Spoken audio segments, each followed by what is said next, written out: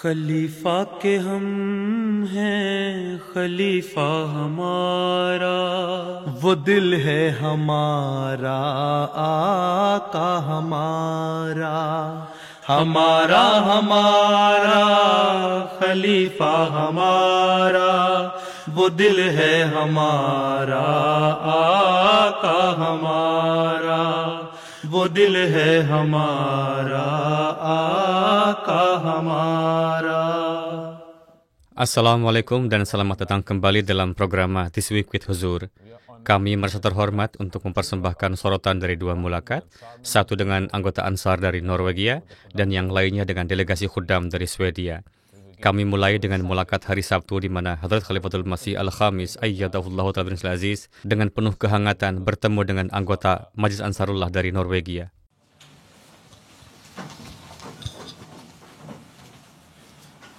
Assalamualaikum. Minggu lalu, delegasi Ansar dari Norwegia termasuk anggota Ansar Nasional Amilah mendapat berkah mengadakan mulakat dengan Hadrat Khalifatul Masih Al-Khamis Ayyadahullahu Ta'ala bin Aziz. Selama mulakat, semua orang memiliki kesempatan untuk memperkenalkan diri mereka. Hadrat Amirul Mukminin membimbing anggota Nasional Amilah tentang tanggung jawab mereka. Assalamualaikum Huzur tercinta, nama saya Saifur Rahman dan bertugas sebagai Qaid Talimul Quran dan Wakaf Arzi. Berapa banyak pekerjaan yang dilakukan untuk Wakaf Arzi? Tidak banyak yang dilakukan untuk Wakaf Arzi, Huzur. Kenapa? Mengapa tidak cukup banyak yang dilakukan untuk Wakaf Arzi? Itu adalah tugas utama Anda. Anda harus mengajak semua anggota Amilah dan Ansar yang hadir di sini untuk ikut serta dalam Wakaf Arzi. Setiap orang harus mewakafkan 2 minggu. Selama mulakat, Huzur juga berbicara kepada Qaid Tarbiyat dan menekankan pentingnya salat dan Al-Quran suci. Jika Ansar mulai menunaikan salat mereka, akan mengisi senter-senter jemaat dan masjid-masjid juga. Arahkan perhatian anggota terhadap hal ini dengan cara yang efektif dan juga arahkan perhatian mereka terhadap membaca Al-Quran suci. Jika salat dan tilawat Al-Quran dilakukan secara rutin, mereka secara alami akan unggul dalam ketulusan mereka. Huzur juga berbicara kepada Qaid Tabligh agar mengadaptasi metode-metode baru untuk tabligh. Tidak ada yang produktif dapat dicapai hanya dengan mendirikan stand. Tinggalkan metode lama dan temukan cara-cara baru untuk melakukan tabligh dengan lebih efektif berdasarkan temperamen orang-orang sehingga cakupan tabligh dapat diperluas. Tidak perlu juga untuk memegang erat tulisan seorang sesepuh kita 50 tahun lalu dan tidak mau mengubahnya sedikit pun. Tentu Anda Ansar, Anda tidak begitu tua dalam hal usia meskipun rambut Anda mungkin telah memutih. Dengan demikian, bekerjalah seperti orang muda, sertakan anggota dari Safedom karena Anda memiliki Ansar muda di antara Anda. Rancang rencana di mana pesan Islam disebarluaskan seluas mungkin. Lakukan tabligh, distribusikan literatur jemaat, kembangkan kontak, adakan seminar, kumpulkan orang-orang bersama, dan bantu semua orang. Anggota jemaat lainnya harus melihat Anda sebagai contoh karena Ansar lebih berpengalaman. Berikan manfaat kepada orang lain melalui pengalaman Anda. Rancang rencana baru untuk melayani dengan lebih efektif dan jangan tetap dalam keadaan tertidur. Para peserta juga memiliki kesempatan untuk mengajukan pertanyaan kepada Huzur tentang berbagai isu kontemporer dan keagamaan. Huzur, di satu sisi Allah Ta'ala di bawah hukum alamnya yang umum memberikan ganjaran atas usaha mereka kepada muslim maupun non-muslim. Di sisi lain, dia juga menyebabkan mereka mengalami ujian duniawi. Huzur, pertanyaan saya adalah bagaimana perbedaan perlakuan Allah Ta'ala antara orang-orang beriman dan orang-orang kafir dapat dilihat dan difahami di dunia dengan cara yang dapat ditunjukkan kepada non-muslim sehingga mereka dapat beriman kepada Allah Ta'ala. Pertama dan terutama, seseorang harus berusaha meningkatkan standar mereka sampai ke tingkat di mana menjadi jelas bahwa seseorang benar-benar memiliki hubungan dengan Allah Ta'ala. Hanya mengatakan Alhamdulillah, Bismillah, ini adalah semata-mata karunia Allah bahwa saya seorang Muslim, itu tidak cukup. Ada 5 salat wajib, dan orang-orang tidak selalu mengerjakannya secara teratur yang merupakan kewajiban paling mendasar. Orang-orang tidak selalu berpegang teguh pada kebenaran. Inilah keadaan mayoritas muslim, bukan? Muslim yang saleh, yang beribadah dan yang mengikuti perintah Allah Ta'ala. Allah Ta'ala memberkati mereka dengan karunia dunia ini dan dengan keimanan yang baik. Pada masa Nabi Suci SAW, keadaan para sahabat adalah bahwa mereka religius dan mereka juga memiliki kekayaan duniawi bernilai jutaan. Inilah mengapa Hadrat Masih Maud alaihissalam telah mengatakan bahwa keadaan para sahabat dapat dijelaskan dengan ungkapan hat bakar dil bayar, yang berarti tangan seseorang sibuk bekerja, namun hati mereka tenggelam dalam mengingat Allah Ta'ala. Tetapi kondisi orang-orang zaman sekarang adalah bahwa hati mereka juga asyik dalam mencari uang dan mengejar keuntungan duniawi. Ketika tiba waktu salat zuhur atau asar, saat seseorang sedang bekerja, orang-orang tidak mengerjakan salat mereka. Jika orang bekerja hingga larut malam, mereka tidak mengerjakan salat subuh tepat waktu keesokan paginya. Jadi ketika seseorang memiliki kelemahan seperti itu, bagaimana kita bisa mengatakan bahwa mereka telah dianugerahi kesalehan sejati dari Allah Ta'ala dan mereka adalah orang-orang religius? Orang-orang seperti itu hanyalah religius dalam nama saja. Jadi, ketika seseorang berjuang untuk keuntungan duniawi dan pada saat yang sama hanya menyebut dirinya sebagai orang religius, dan di sisi lain, ketika seorang duniawi berjuang untuk keuntungan duniawi tetapi tidak bertindak munafik dalam niatnya, maka Allah Ta'ala memberkati orang duniawi itu dengan lebih banyak keuntungan duniawi. Dan ada banyak orang yang meskipun secara lahiriah mengucapkan kalimah, tidak benar-benar teguh pada kebenaran. Di sisi lain, ada orang lain yang mungkin bahkan tidak mengikuti agama apapun, namun mereka mewujudkan kebajikan tertentu. Mereka pekerja keras, jadi Allah Ta'ala memberikan mereka balasan yang pantas untuk kebajikan tersebut. Oleh karena itu, sebelum mengatakan bagaimana kita harus membedakan antara orang-orang atau bagaimana kita seharusnya tidak, hal pertama adalah mengenali dan mengakui contoh-contoh orang yang benar-benar saleh. Carilah contoh-contoh mereka. Jika Anda sendiri adalah orang beriman, dan Anda diberkati oleh Allah, dan iman Anda kokoh, maka katakanlah, inilah karunia-karunia yang dianugerahkan kepada saya oleh Allah Ta'ala. Saya tetap teguh dalam agama saya, dan Dia telah memberkati saya bahkan dalam hal duniawi. Ya, mungkin ada orang saleh dan orang duniawi, keduanya memiliki bisnis dengan skala yang sama. Orang saleh memenuhi hak-hak Allah dan hak-hak hambanya. Karena ini Allah Ta'ala memberikan keberkahan dalam pekerjaannya. Dia menempatkan keberkahan dalam kekayaannya. Di sisi lain, orang duniawi tidak peduli berapa banyak yang dia hasilkan. Sering terjebak dalam cobaan duniawi. Pekerjaannya kurang berkah. Uangnya kurang berkah. Jadi carilah dengan cermat dalam masyarakat Anda sendiri untuk menemukan banyak contoh seperti itu. Kemudian sajikan contoh-contoh ini kepada orang-orang. Ini adalah prinsip mendasar. Ketika Anda memiliki iman, pertama-tama Anda harus menunjukkannya melalui tindakan Anda. Kemudian berdoalah kepada Allah Ta'ala dan Dia memang memberikan berkah. Adapun orang-orang duniawi, pesan utama yang harus kita sampaikan adalah kembalilah kepada Allah. Jadi, mengapa kita bahkan mengajukan pertanyaan sehubungan dengan orang-orang duniawi tentang bagaimana mendapatkan materi duniawi? Tujuan kita bukanlah untuk memperoleh dunia ini. Sebaliknya, tujuan sejati kita adalah untuk menunjukkan kepada dunia bagaimana memperoleh iman, bagaimana menemukan Tuhan, dan untuk mengingatkan mereka bahwa setelah dunia ini ada akhirat, di mana perhitungan terakhir akan terjadi. Kehidupan ini sementara, hanya bertahan 80, 90, atau paling lama 100 tahun. Kehidupan yang abadi, kekal adalah di dunia berikutnya. Anda harus memberitahu mereka.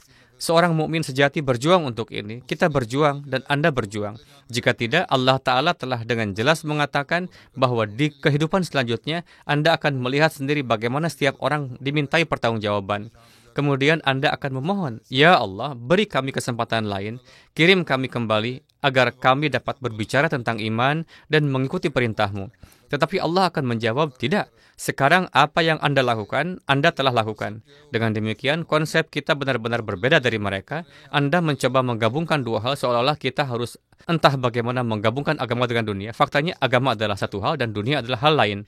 Kita perlu terlebih dulu menghilangkan anggapan keliru ini dan pikiran kita sendiri dan dari pikiran anak-anak kita. Kemudian kita harus keluar dan memberitahu masyarakat kita apa sebenarnya iman itu. Kita harus menuntun orang kembali kepada Tuhan. Begitu banyak yang menjadi acuh tak acuh terhadap agama. Beberapa telah berhenti percaya pada Tuhan sama sekali. Kepada mereka kita harus mengatakan Allah Ta'ala itu ada. Dan inilah tanda-tanda keberadaannya. Ini adalah pengalaman-pengalaman saya yang bersaksi tentang realitasnya. Kami mengadakan berbagai program seperti yang dilakukan oleh The Review of Religion dan lainnya, di mana keesaan Tuhan dan bukti keberadaannya disajikan. Inilah jenis kebenaran yang perlu kita sampaikan kepada orang-orang. Percayalah kepada Allah dan Anda akan melihat bahwa baik di dunia ini maupun iman akan datang kepada Anda. Beginilah cara kita harus menyampaikan pesan kita, tetapi untuk melakukannya secara efektif, kita harus lebih dulu memperbaiki kondisi kita sendiri. Huzur, ketika anak-anak mencapai usia dewasa dan menikah, mereka diberi konseling tentang kehidupan pernikahan. Namun jika nantinya orang tua mereka memberi mereka beberapa nasihat pernikahan, beberapa anak menganggap hal itu sebagai campur tangan. Kalau begitu mereka tidak seharusnya ikut campur. Siapa yang menyuruh mereka ikut campur? Pertanyaannya adalah, jika anak-anak telah dibesarkan dengan baik, mereka mengetahui ajaran-ajaran Islam, dan mereka tahu tentang iman, maka mereka juga harus tahu apa hak-hak mereka, serta hak-hak yang wajib diberikan kepada pasangan dan anak-anak mereka. Saya telah menyatakan dalam berbagai kesempatan dalam khutbah dan pidato saya, bahkan selama jalsah selama 2 hingga 3 tahun saya berbicara tentang berbagai hak, termasuk hak-hak istri, anak-anak, dan suami. Beritahu mereka bahwa pertama-tama Anda adalah seorang Muslim Ahmadi dan Anda akan diberi konseling untuk menjaga hubungan Anda yang harus Anda terapkan. Namun setelahnya, jika mereka telah melangkah sesuai dengan iman dan orang tua mengatakan bahwa mereka harus bertindak sesuai dengan apa yang mereka katakan dan melakukan seperti yang mereka katakan, menyuruh istri Anda untuk menyapa ibu mertuanya setiap pagi ketika dia bangun, atau untuk tinggal di rumah ibu mertuanya dan dia tidak bisa tinggal di rumahnya sendiri, maka hal-hal ini salah. Mereka seharusnya tidak ikut campur dalam urusan mereka. Ketika seorang anak tumbuh dewasa, lalu mengapa mereka ikut campur dalam urusan mereka? Ketika Anda masih muda, Anda juga tidak suka orang tua Anda ikut campur dalam urusan Anda. Bahkan terlepas dari pernikahan, ketika seseorang memasuki masa muda mereka, terutama di masyarakat terbuka Eropa dan Barat, atau orang-orang yang disebut progresif, mereka mengatakan bahwa begitu mereka mencapai usia 18 tahun, orang tua tidak boleh ikut campur dalam urusan mereka. Mereka bebas dan dapat melakukan apa yang mereka inginkan. Jadi jika anak-anak telah dibesarkan dengan cara yang mereka mendengarkan ajaran-ajaran iman, maka mereka juga akan mendapatkan manfaat dari nasihat atau pernikahan. Selain itu, ya, konseling dilakukan di mana mereka diberitahu bahwa inilah hak-hak yang Islam telah berikan kepada Anda dan inilah hak-hak yang Islam telah berikan kepada istri Anda, dan Anda harus berusaha untuk menerapkannya. Selain itu, ada banyak orang yang memenuhi banyak bahkan hak-hak yang lebih besar dari ini. Tidak berarti bahwa seluruh lingkungan kita telah memburuk. Ada beberapa yang tersesat. Jadi jika mereka telah diberikan tarbiyat yang tepat sejak kecil, maka mereka tidak akan tersesat. Jika mereka tidak dibesarkan dengan baik sejak kecil, maka ikut campur dalam urusan mereka ketika mereka menjadi pemuda akan berarti Anda semakin merusak mereka dan mendorong mereka menjauh.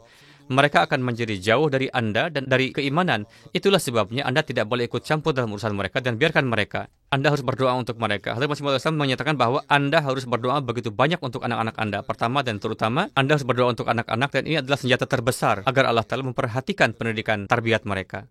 Anda juga harus memberikan contoh sendiri. Jika Anda sebagai suami dan istri memberikan contoh yang baik di hadapan anak-anak Anda, maka anak-anak akan memiliki sesuatu yang bisa mereka teladani. Jika tidak, mereka akan merespons dengan mengatakan bahwa Anda harus mengkhawatirkan diri Anda sendiri. Bagaimana Anda bisa memberi kami nasihat? Oleh karena itu, daripada mencoba mengawasi tarbiyat mereka ketika mereka sudah menjadi pemuda, biarkan mereka telah menerima konseling. Sekarang biarkan mereka menjalani kehidupan mereka sebagai suami istri. Anda harus menjalani kehidupan Anda sendiri dan memberikan contoh Anda sendiri. Bahkan ketika mereka lebih tua, jika Anda membangun contoh Anda sendiri di hadapan mereka, maka mereka akan melihat sendiri bahwa mereka memiliki model dari orang tua mereka di hadapan mereka, dan beginilah cara mereka harus menjalani kehidupan mereka. Huzur, pertanyaan saya berkaitan dengan sistem wasiat dan pemakaman untuk para musi. Hadrat Masih Maud menyatakan dalam buku Al-Wasiyat,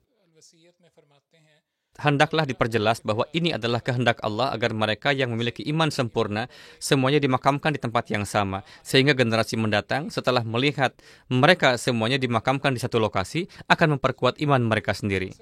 Huzur, di sebagian besar negara Eropa tidak ada pemakaman khusus untuk para musi. Seorang musi biasanya dimakamkan di daerah tempat mereka meninggal. Pertanyaannya adalah, sesuai dengan petunjuk Hadrat Masih Maud alaihissalam, haruskah jemaat berusaha mendirikan pemakaman untuk para musi di setiap negara? Memang, Anda harus berusaha, dan para anggota sedang berusaha dimanapun memungkinkan.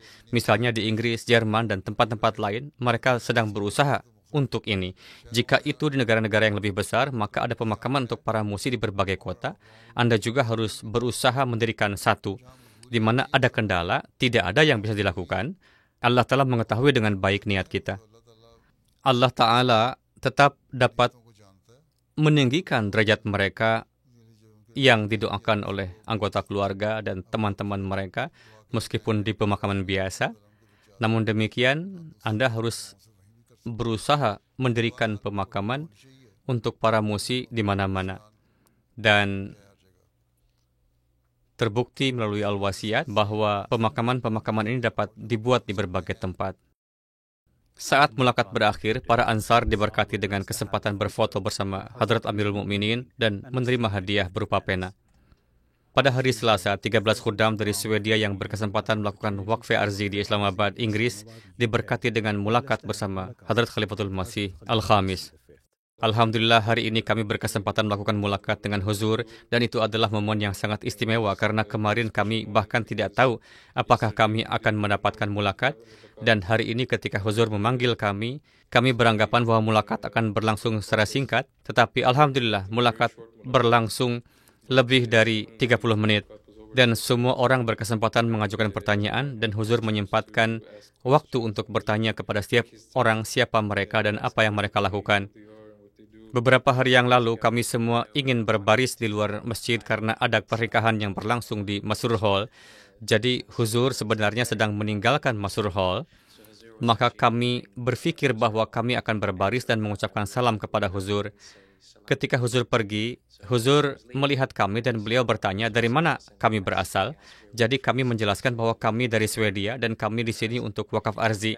Kemudian Huzur melangkah beberapa langkah lagi, lalu berhenti dan menoleh ke salah satu dari kami. Lalu beliau memanggil nama saya. Beliau berkata Niazi dan minta saya untuk mendekat. Jadi kebetulan saya yang dipanggil dan saya maju, dan Huzur mengatakan bahwa surat yang saya kirim baru-baru ini tentang posisi PhD, bahwa saya harus menerimanya. Yang istimewa tentang hal ini adalah bahwa ini adalah tawaran jangka pendek yang saya dapatkan setelah gelar saya, dan saya tidak yakin apakah saya seharusnya menerima ini atau tidak. Jadi saya berkonsultasi dengan Huzur dalam surat pemberitahuan yang sangat singkat, yang sebenarnya saya kirim hanya 2 hari sebelum acara tersebut.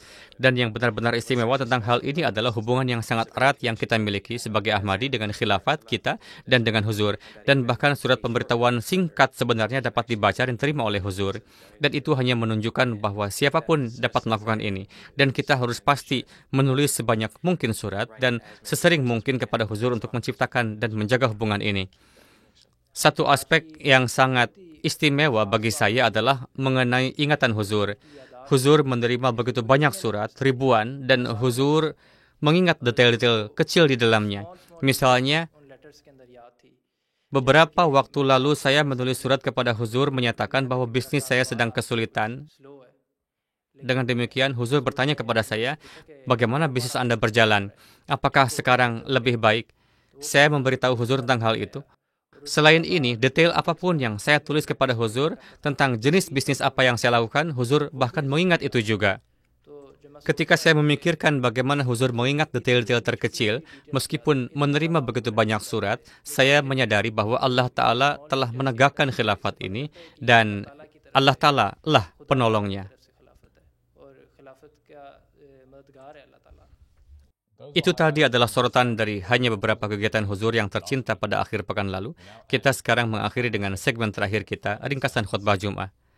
Dalam khutbah Jum'ah hari ini, Huzur Ayyadahullahu Ta'ala bin Aziz menyebutkan penaklukan Mekah. Huzur menceritakan sebuah kejadian tentang Abu Sufyan yang setelah menyaksikan pengabdian umat Islam dan kepemimpinan Rasulullah SAW mulai merasakan kebenaran Islam. Abu Sufyan mengamati umat Islam bergerak dengan wadah air di tangan mereka. Beberapa sedang berwudu, sementara yang lain sedang menyelaraskan diri dalam barisan untuk salat. Menyaksikan pemandangan ini, dia menjadi gelisah dan berasumsi bahwa mungkin bentuk hukuman baru sedang disiapkan untuknya. Dengan cemas, dia berpaling kepada Hadrat Abbas dan bertanya, apa yang dilakukan orang-orang ini begitu pagi? Hadrat Abbas menjawab, tidak ada yang perlu ditakutkan, orang-orang ini sedang bersiap-siap untuk salat. Tidak lama kemudian, Abu Sufyan mengamati ribuan umat Islam berdiri di belakang Rasulullah. Ketika beliau membungkuk untuk ruku, mereka semua juga membungkuk. Ketika beliau bersujud, mereka semua mengikuti secara serempak. Hadrat Abbas radhiyallahu anhu yang sedang bertugas jaga dan karenanya tidak menjadi bagian dari jamaah, kembali ditanyai oleh Abu Sufyan, apa yang sedang mereka lakukan sekarang? Saya melihat bahwa apapun yang dilakukan Muhammad SAW, mereka melakukan hal yang sama. Hadrat Abbas radhiyallahu anhu menjawab, mengapa Anda begitu heran? Mereka sedang menunaikan salat. Tetapi ketahuilah, jika Rasulullah SAW memerintahkan mereka untuk meninggalkan makanan dan minuman, mereka akan meninggalkannya tanpa ragu-ragu. Mendengar hal ini, Abu Sufyan berkomentar, "Saya telah melihat istana Kisra dan Kaisar, tetapi tidak pernah saya menyaksikan orang-orang yang begitu setia kepada pemimpin mereka seperti para pengikut Muhammad Sallallahu Alaihi Wasallam." Kemudian Hadrat Abbas radhiyallahu anhu berkata, "Ini mungkin saat yang tepat bagi Anda untuk dengan rendah hati meminta Rasulullah SAW untuk menunjukkan belas kasihan kepada kaummu." Ketika salat selesai, Hadrat Abbas radhiyallahu anhu membawa Abu Sufyan menghadap Nabi Suci Sallallahu Alaihi Wasallam.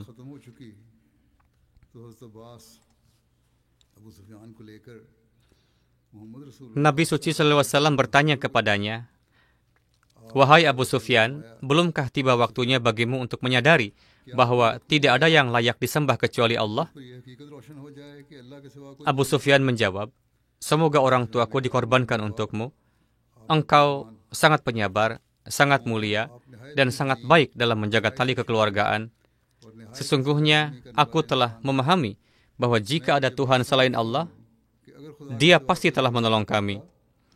Nabi Suci SAW kemudian berkata, "Wahai Abu Sufyan, belumkah tiba waktunya bagimu untuk mengakui bahwa aku adalah Rasul Allah?" Abu Sufyan menjawab, "Semoga orang tuaku dikorbankan untukmu. Aku masih menyimpan beberapa keraguan dalam hatiku mengenai masalah ini." Meskipun Abu Sufyan ragu-ragu, kedua temannya yang telah menemaninya dari Makkah untuk menilai kekuatan pasukan Muslim, salah satunya adalah Hakim bin Hizam, memeluk Islam. Tak lama kemudian, Abu Sufyan juga masuk ke dalam lingkaran Islam. Meskipun tampaknya hatinya baru sepenuhnya cenderung kepada Islam setelah penaklukan Makkah.